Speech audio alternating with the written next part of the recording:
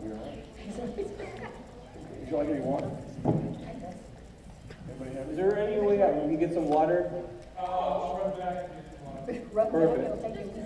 Yeah. Yeah. Actually, there you go. I have. It's not contaminated.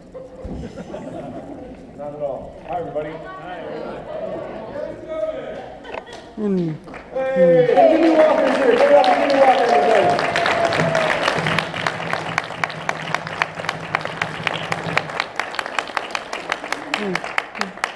John, how are you? I'm wonderful. How are you? All right, man. Good to see you. Congratulations.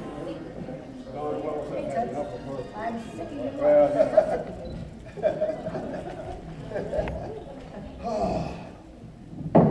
Thank you.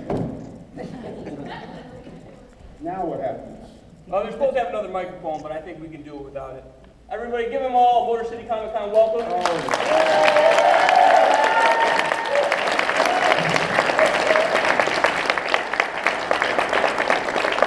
we have the exact name of the panel, the Dynamite Island of Hazards. Wow. Everything.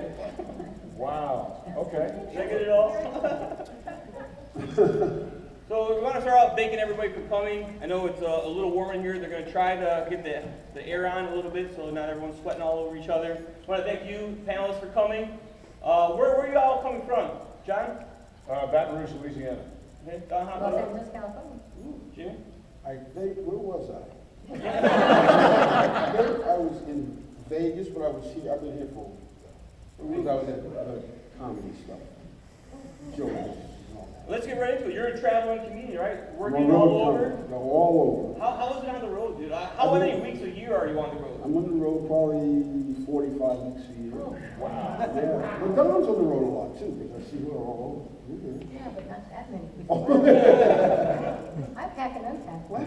No, I don't. I have a room with all my stuff. It's 4 suitcases. I only use 2, but I look at everything and I write it down what I'm out of. And I Oh, so just, you remember? and then I just put it in the other suitcases and then just grab those when I go. Very nice. So where's everyone been eating at? I know there's a lot of places around Novi. Are we hitting Detroit at all, or are we staying just local in the Novi area?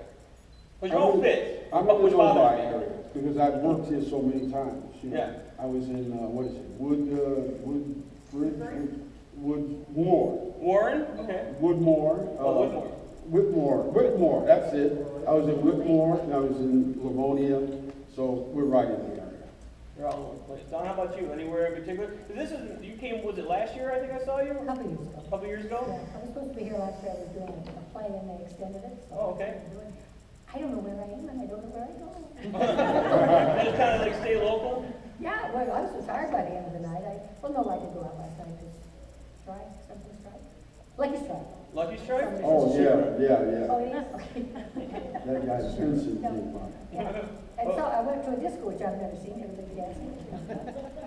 Cool. John, how about you? I Any left the places you hotel. hit? I know I've seen you in Detroit before. Any I've like not left go-to? the hotel.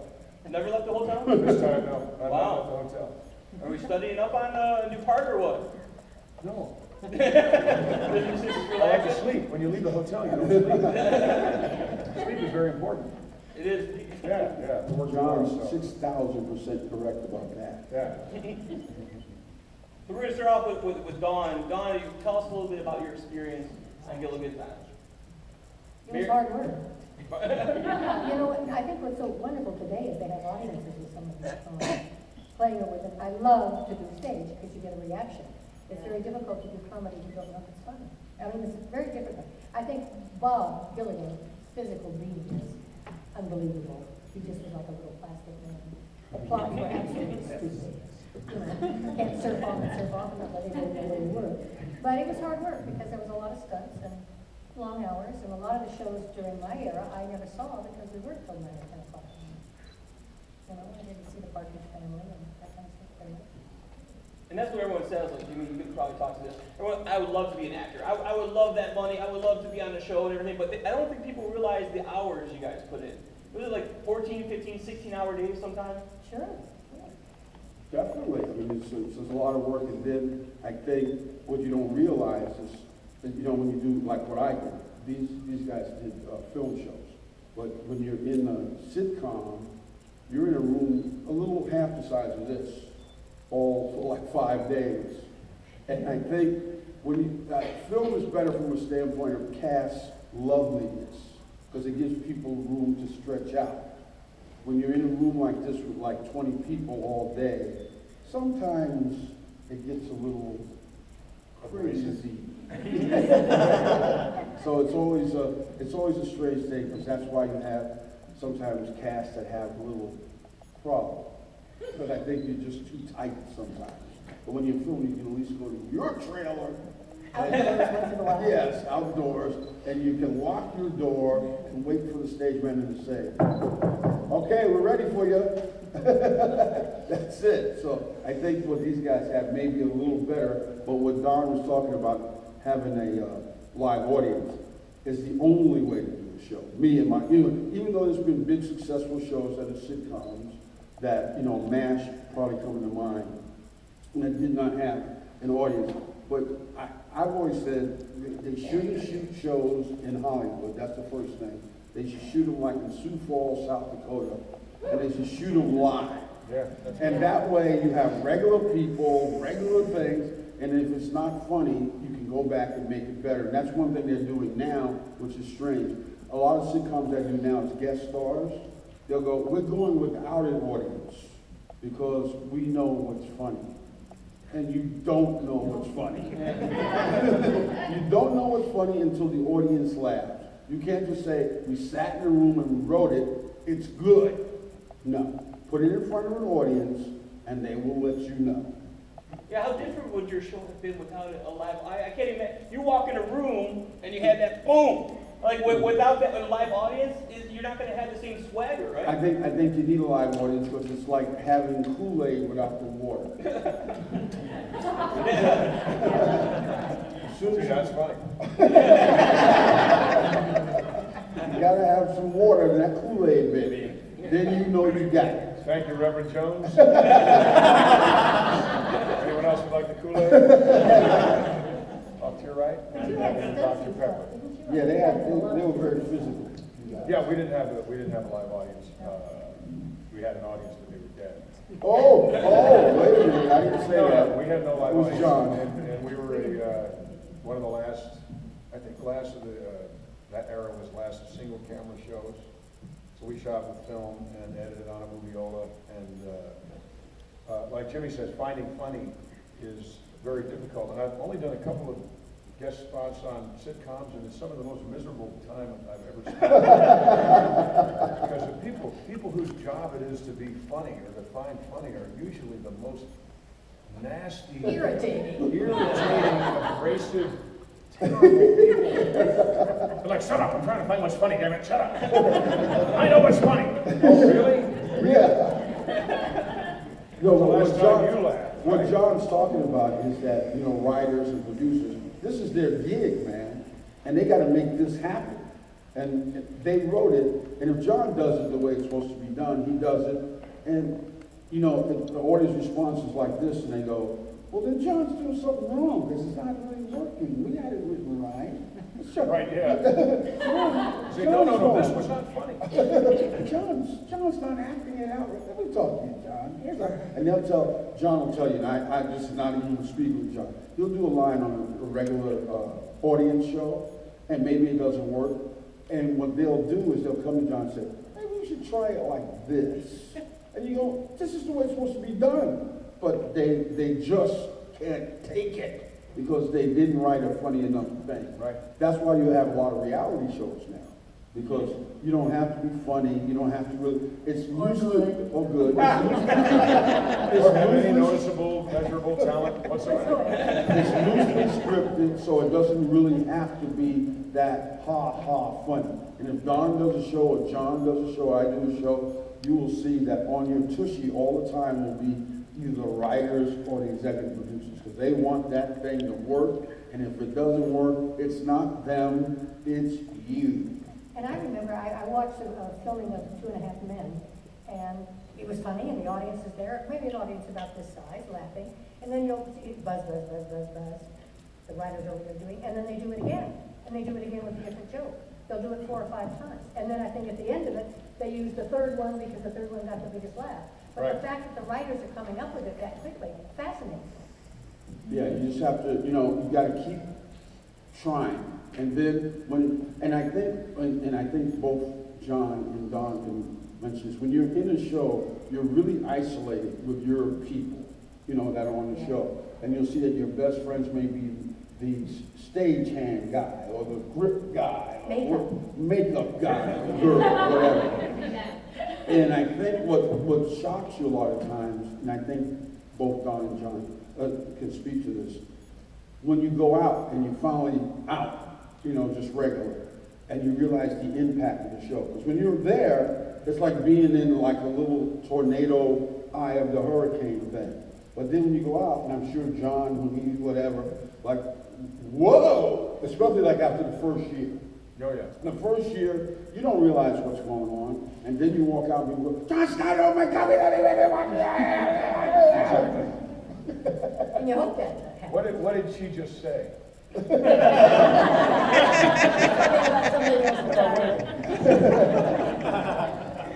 Well, listen, I it's mean, funny. a lot of Next time you watch a sitcom that has a live audience, you'll always hear, you'll begin to recognize a couple of different kinds of laughter in there. And the first person, the loudest, most obnoxious laugh will always be the same man or woman, whether it's 2.5 Men, whatever it is you're watching, unless it has a laugh track, which is canned laughter they put in later trying to make things that aren't funny, trying to make you believe they were funny. But when you watch, next time you watch a sitcom, that voice you hear time after time after time is always the writer. Right. Always the It's always the same. It's some man or woman whose next payment for their overpriced car in their place in Beverly Hills depends on that laughter. So they are loud and obnoxious and trying to make you think. And sometimes it is funny, but I promise you, it's very, very. Same thing on I Love Lucy. Yeah. They're the ones, right, Jimmie, that introduced the live audience. Yeah. Lucy and Des were the ones that did that. Definitely. Because they knew how hard finding funny was. We've all done theater. It's hard to find funny. But we're good at it because we're on stage and you can't do another take. You get this kind of second sense about, okay, this is going this way, and they laughed at that, so they will probably laugh at this if I do this. And our timing is always changing all throughout any live performance. You can't really do that on a sitcom. And between you and me, or between another actor, Yeah. if he's giving you the wrong thing, your comeback isn't going to work if the two of you aren't together. Right, well, it's not my fault. So and I think one of the also the big deal is, and John and Don were, big hit shows. Now the network picks it up. like you weren't. John and Don were big hit shows, so now it's the kind of thing where they go, okay, we're on a hit, we need it very quickly. So sometimes people will just say, let it ride, we'll put a laugh track in there, moving on, because we're trying to get something going quickly. And you'll find, like, I think all three of us have done Love Boats, right? Yes. Yes. And Love Boat is like really 2 takes, man, and that's it. Camera is going by, you don't get it, too bad, we'll just go. But I mean, stop and think Bob Denver with Gilligan. I mean, he just was this plastic man, the falls and everything. There was no reaction to what he was doing. I mean, there was no audience there. It was his soul that made it funny. And it maybe wasn't the same way twice. That creative comedian is very difficult to teach. You either have got it or you don't have it. Are there any cues? We've delivered a bunch of A's. Anybody want to ask? Yeah, right in the back. This question for all three of you. On each of your shows, who was like a father figure to you? Father. What kind of like Uncle Jesse? Well, Uncle Jesse, certainly. Denver Pyle was for me. Great man, wonderful advice. Jimmie Best, to an extent too. Who just went on to be with Denver and Sorrel and Peggy and sadly Chris, the youngest member of the cast, passed away. But yeah, Denver Pile was wonderful. Every step of the way, loved it, still do. I don't think there was a line. I guess maybe a professor, maybe? It wasn't any of the producers or crew or anything. I don't know. I don't think anybody gave me any advice. None on my page, no. Well, you guys did a lot We're of sad. you did a No, lot I of feel stuff. for you. I mean, I feel great, but I'm Yeah. sad for you guys. How about can you speak to the stunt work that you guys did in the Dukes of Hazzard? Oh, yeah. Oh, yeah, we did certainly a lot of stunts, broke a lot of records, and several bones during the course of the show, but Tom and I never did any of the jumps. People think we did the jumps. We didn't do those. That's insane. We said friends don't let friends jump the General Lee. So it was a lot of fun. Did the fist fights, and I did the water stuff. I have a picture in there that a fan gave me a couple weeks ago of me wrestling an alligator. Ooh. So I did it. So I did all the swimming. It wasn't a lot of swimming, but if there was swimming or underwater stuff, I did that. And if there was stuff up high, Wopav was a roofer, so he didn't mind being up high. I can't stand being up high, so I was always doubled up there, and he can't swim. So I was always the one in the water, and he was always the one up on the ladder. One time I jumped in, I rescued the girl from the alligator, put her in the rowboat, went down, fought the alligator, and came up, and Luke got the girl. I'm not quite sure how that happened, but that was my payment. Let's start with Dawn. All three of you at one point were huge sex symbols, especially. No. Listen, my dad owned a real estate company in Detroit. There could not be enough good times chatter all day long. Kid Dynamite all day long. Tom, they those guys. So, I mean, all three of you had to deal with it at one point. Dawn, if you want to start, how was it encompassing like that? You're thrown into a whole new culture of everybody asking for a handshake, an autograph, and on top of it, everyone wants like their wife to look like you now. Well, no, I wasn't the sex symbol. No. You were the sex. I'm telling you. Everyone said Mary Ann was the sex symbol. Yep. Yeah. Am I right? Maybe what it was just the short shorts. We were the first short shorts ever on television. That's true. We had to cover my navel. Yeah. Ginger had to cover her cleavage. We only got 5 seconds an episode to show it. So I'm sure we would say, here I am, call back to the set. They could see Dawn's navel once or twice. But there was nothing sexy about Marianne except innocence, availability, attainable. She'd have been your best friend. You had to work at Ginger a little bit. You know, she was a little bit more high maintenance. But I'm sure the fan mail then, 12-year-old is a little right and tell you to do a sex symbol. Now that he's 40, he says, boy, it's not And I know, John, for a long time, I loved the show, and then I hated you because I couldn't fit those tight jeans. And that was like It's not my fault. I know. I love Italian food, but man, like talk about the sex symbol. Like I could not hear enough of my sister and her friends talking about you guys. How is it dealing with that stuff? How is it to even maintain a relationship when you're thrust into that kind of world? It's certainly difficult, but it was wonderful. It was wonderful. No, that's a great. What a privilege. What fun. My gosh. But you don't take it seriously, do you? I mean, does it really? Is that Well, no, really because wonderful? I'm shallow and superficial, so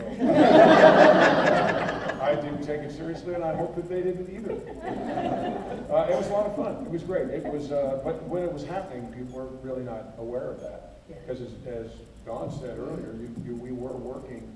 A 12-hour day was really a short day, and it's not like, oh, it was terrible work. I mean, it wasn't. It was great work. And it was great fun, wonderful people. But still, if you spend 16 hours a day, 5 days a week at Disneyland, you're going to get worn out. So there wasn't a lot of time to act upon, let alone recognize this sex symbol thing. Yeah. That happened after. You know, afterwards, that's when you start to realize, like Jimmie said, you start to realize the impact that a show has on an audience.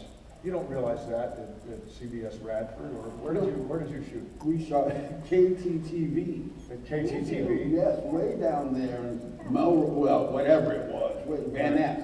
Then Warner Brothers, you don't recognize that. Dean Cain, I'm sure, had no concept, because he was at Warner Brothers lot. We did Smallville. We're up in Vancouver in an old freezer that they did the X-Files. It was a big freezer, but it was a freezer next to a sawmill.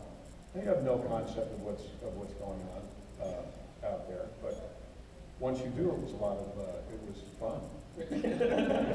Well, I know when growing up, there was 2 shows that I watched that had a lot of growing up. My sister and I would always throw jabs at each other. So if I wanted some new ammunition, I watched Sanford and Son, and I watched Good Times.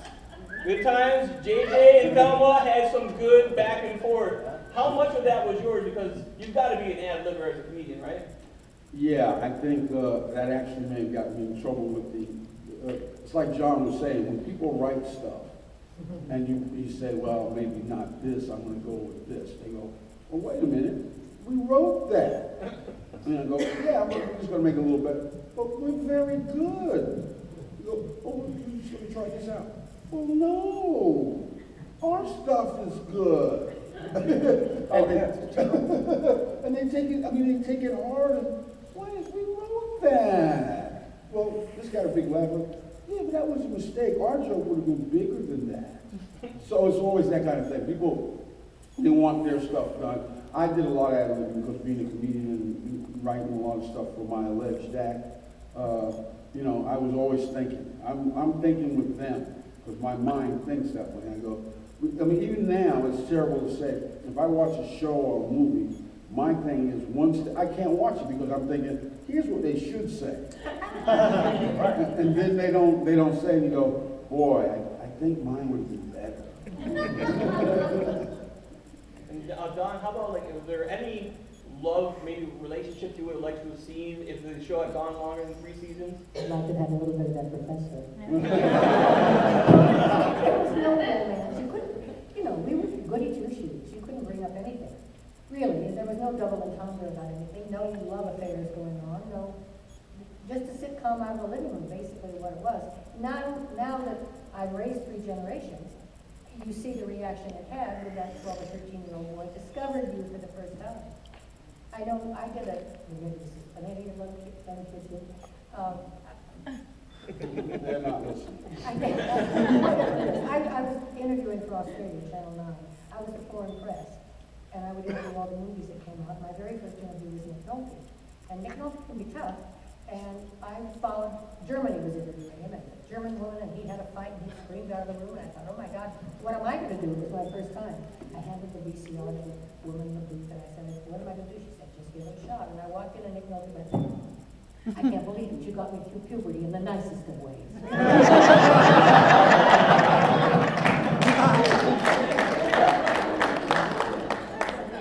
That warms up pretty well. Well, there's a lot of poignant moments in each of your shows. One I remember specifically from Good Times when Michael, if you remember, comes home with a gun. You remember that episode?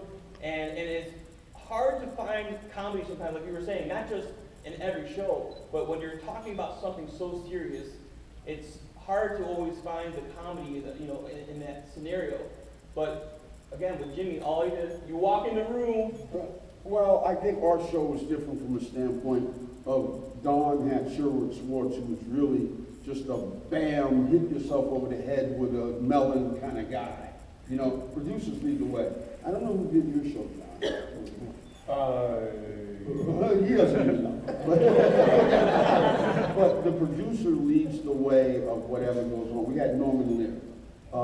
There you go. Legendary cat, man. Really into it. And Norman, I always say this, we had 3 different producership cats of sitcoms when I was there.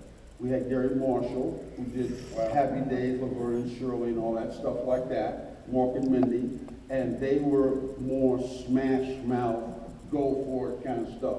Then you had the Mary Tyler Moore people.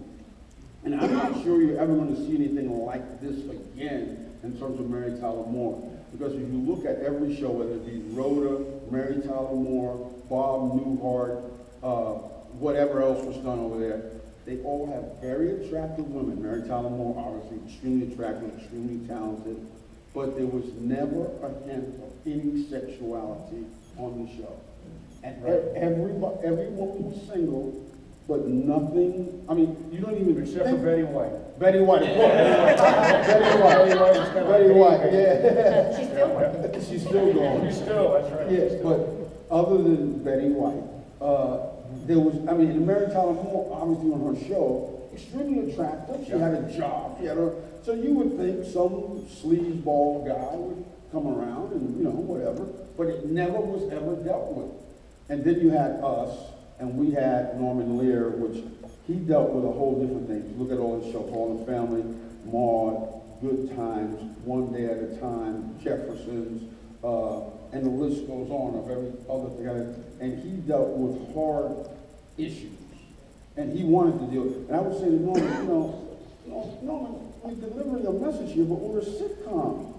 You know, if you want to deliver a message, go work for Western Union. I said, listen, he says, no. And he would actually, this is unusual, and these folks will tell you, he would take jokes out.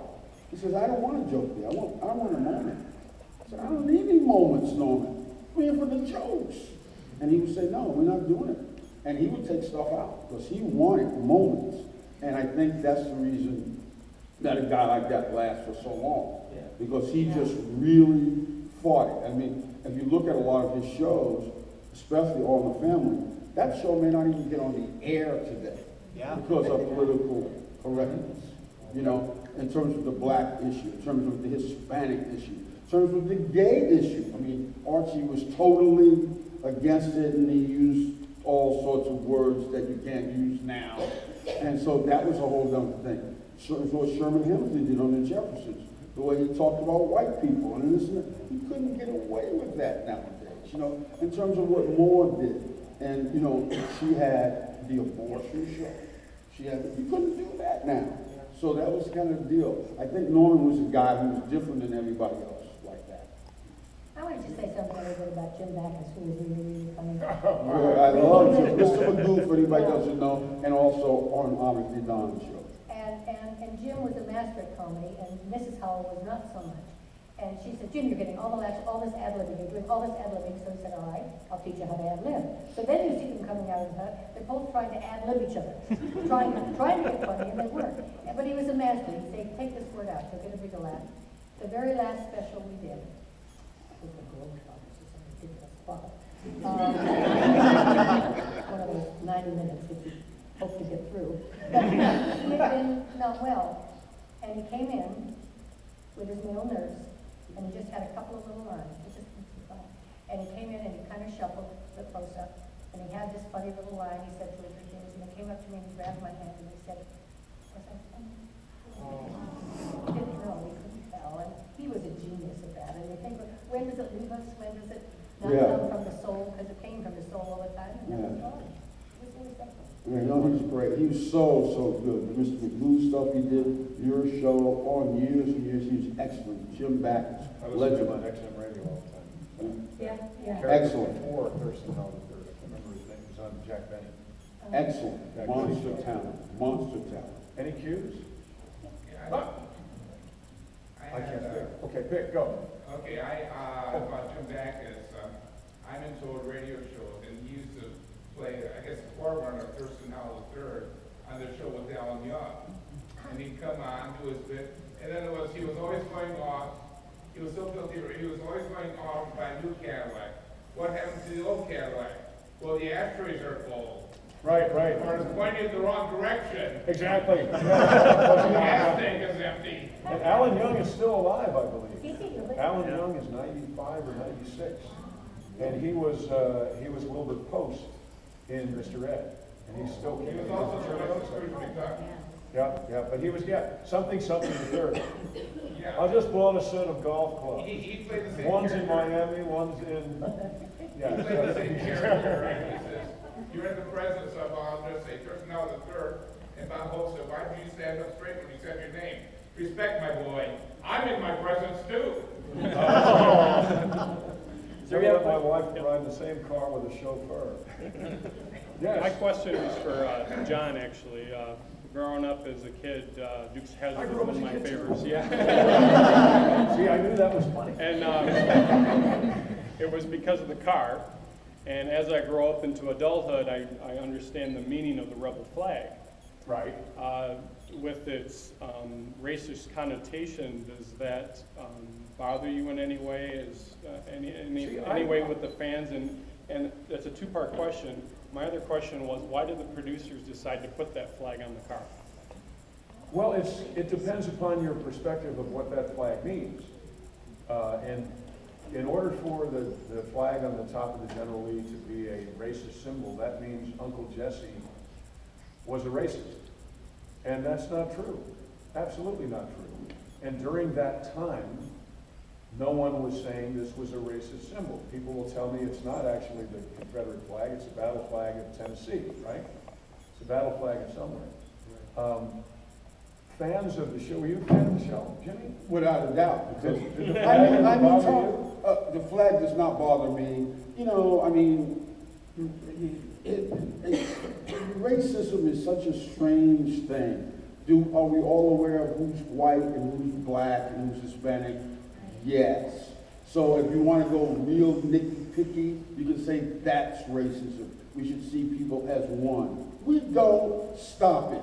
Anyway, so their show to me was just like a wild, goofy, kind of crazy show. I don't take it, John, Tom, I know a little better, not racist guys. They're guys who want to work. They have no racist bone in their body. The only racism they have is green. But they didn't, there was no thought. Yeah, I don't think people, I think they were, I think the more heat they took on that show was about making Southerners look bad. And I don't agree with that because we know some of the great universities out, University of Alabama, the University of South Carolina, they're all down there. Yeah, are there people like that? Sure, but there's Northerners that are their way too. And first of all, I always say this about a show like that. If it affects you that strong, maybe you shouldn't be watching TV. Maybe it's a little too much for you. It's a sitcom, man. Relax. Ben Jones, when one of the times, and it was decades after Dukes of Hazzard before anybody decided there was a problem. Right. When I signed the models, you can tell when it first hit the fan, because they took the picture of the flag off the picture of us on the front of the car, on the model box. But the flag's still in there. I said, we left it for you. We just did the Auto Trader commercial. Somebody came up in an interview yesterday, said, so, when you did those Auto Trader commercials and they took the flag off the General Lee, how did that make you feel? I said, well, first of all, you haven't done your research because you're wrong. They did not take the flag off the General Lee, they just didn't show it. Really? Well, I didn't see it. I said, you're wrong. They did not take the flag off the General Lee, you moron. They did not show it. Because they didn't want to offend people, but they also didn't want to give into politically correctness. So they shot it in such a way where they didn't show it. And I thought that was wonderful. It was brilliant. So there was no issue with it for 10, 20 years after the Dukes of Hazzard stopped. And then the issue goes away and the issue comes back. And I have to tell you that I don't know how many times I can say that African American men and women, 30 years old, 20 years old, 5 years old, 50 years old, come up to me and say, talk about absolutely colorblind. I used to fight with my cousin because I wanted to be both. And so if a young black man in 1982 wanted to be both, then who is society to tell them that there's something bad about what's on that car and that Uncle Jesse was a racist? Agreed. And Ben Jones, I was trying to quote Ben Jones. We don't agree on a lot of things, but I agreed on this. He said that having a rebel flag or having the battle flag of the state of Tennessee on the top of a car in a television show doesn't make me a racist any more than having a white sheet in my closet makes me a Klansman. And I've found people, they change. People, the symbols change what they mean. They change through, I think, oftentimes through stupidity, through lack of education, through narrow-mindedness. But it's not the symbol's fault. You know, if all of a sudden the peace sign became screw you and the horse you rode in on, it's still the peace sign. So it's like Jimmie said, lighten up. Don't watch it. Don't watch it. Don't watch it then. I mean, it's like, you know, you look at Happy Days. Do I think all Italians are like Henry Fonzarelli? No. It's a sitcom. Relax. Right. Okay. Next question. Gentleman in the red Oh hat. boy, I got some good. I got a question for John. On the Dukes of Hazzard, what was your most enjoyable part that you played? And also the other question, how many cars did you and Tom go through? We actually, I only went through a couple. I wrecked a couple, but they were accidents. But we went through, my good guess is 329. We did 2 shows, or 2 cars a show, and we did 158 shows, and then there's a little margin for error. Twice as many police cars because usually 2 of them wrecked at a time. Put them in the water. My favorite part of doing Dukes, other than the wonderful relationships we had, and still do, we all actually got along as well as it looked like we did, if not even better. But my favorite part were always the fist fights, the barroom brawls in the Boar's Nest, because I grew up watching Westerns, and a big part of Westerns was, you know, hitting somebody over the head with a bottle, and a fist fight breaks out in the saloon, and it's great. So that was my most fun.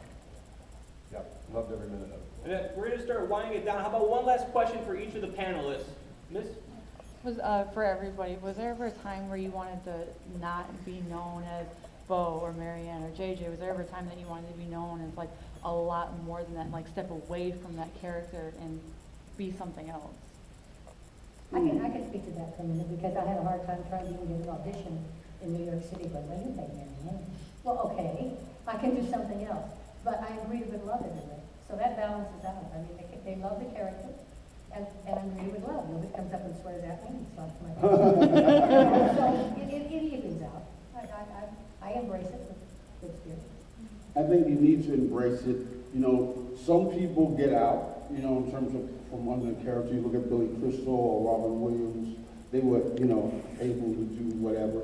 But I have friends of mine in the comedy field that don't embrace it. You know, Bob Saget, who's a friend of mine, and I really love Bob. And he always talks about his daughters that he sent to Ivy League schools, and he's walking on the beach, and I said, Bob, the reason you were able to send them to these places because you were Danny Tanner.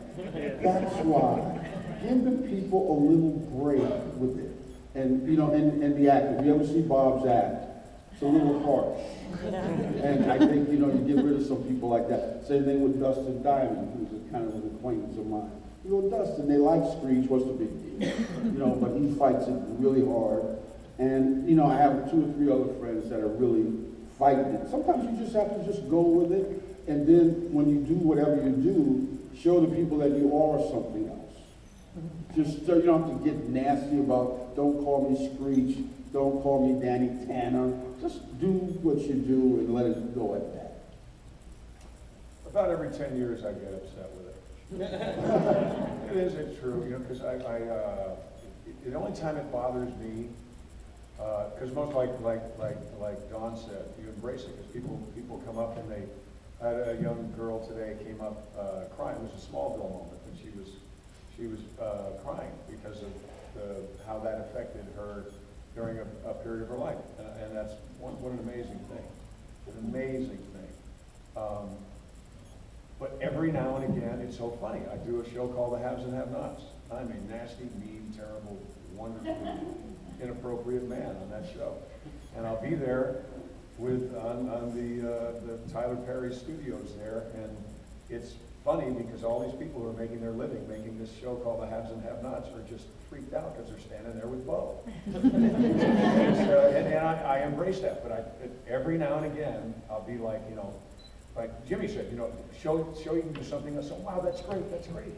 The Children's Miracle Network, that's great. We work on Children's Miracle Network together. It's fantastic. $5.5 billion for children, Bo, that's fantastic.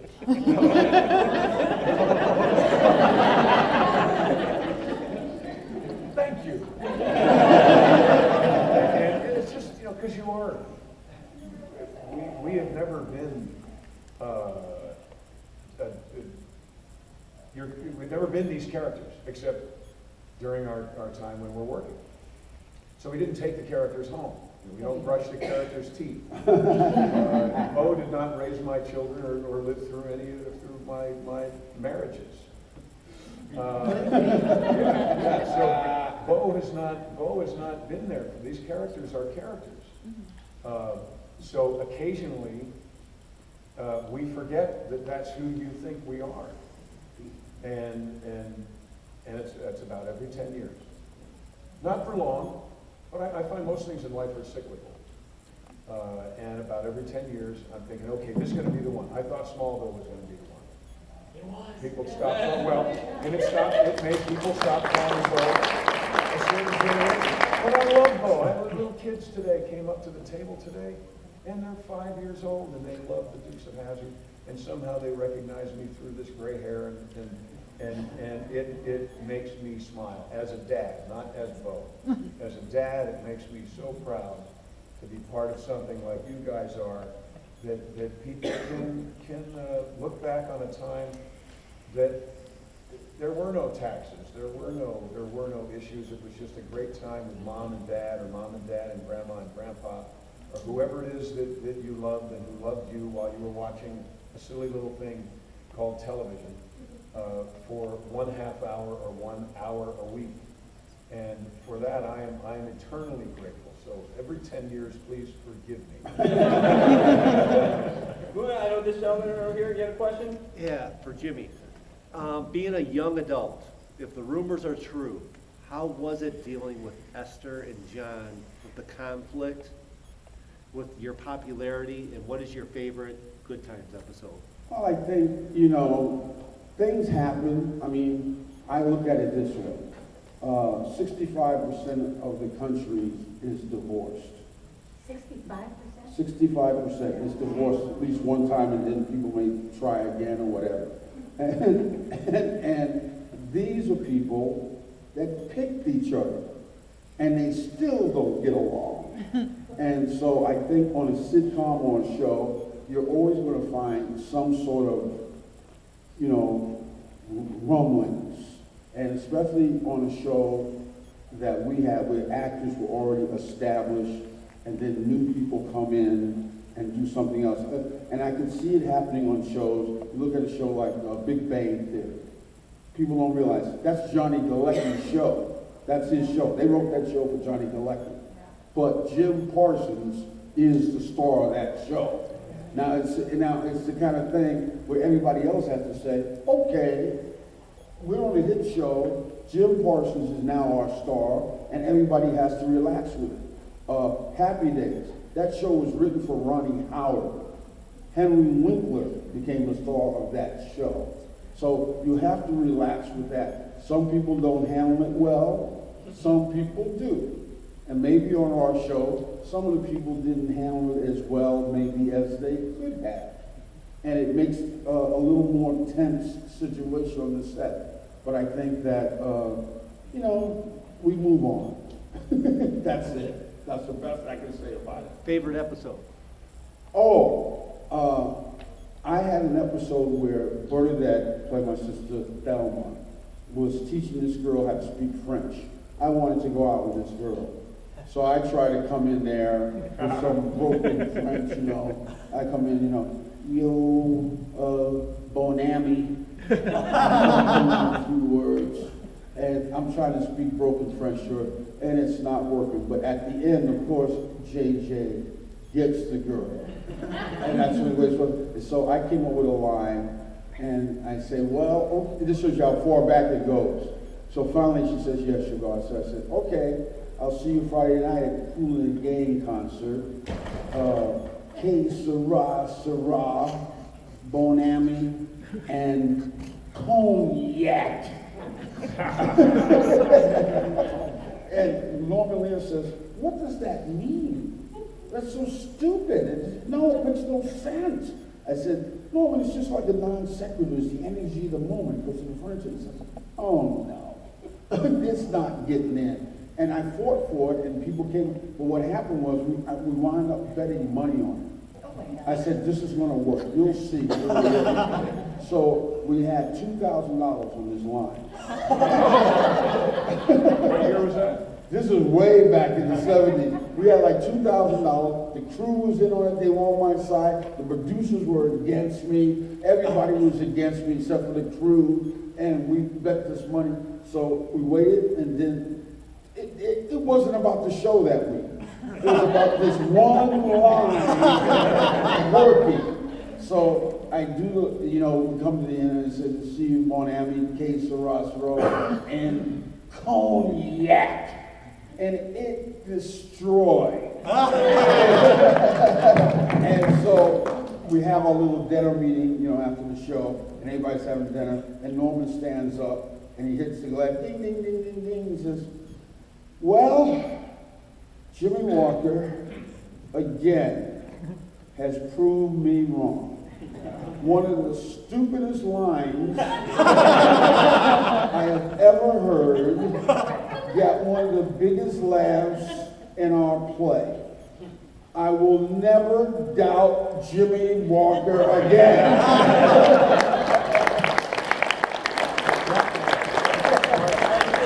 Last question, Liz? Could you tell me, what would you be doing if you wasn't in show business? I'm sorry, I didn't understand. What would you be doing if you was not in show business? If I was not in show business, This is to all three. I'd be trying to be in show business. I'm uneducated, so that's what I'd be doing. I can't imagine not entertaining, telling stories. I'd be a pediatric surgeon, or maybe going into genetics.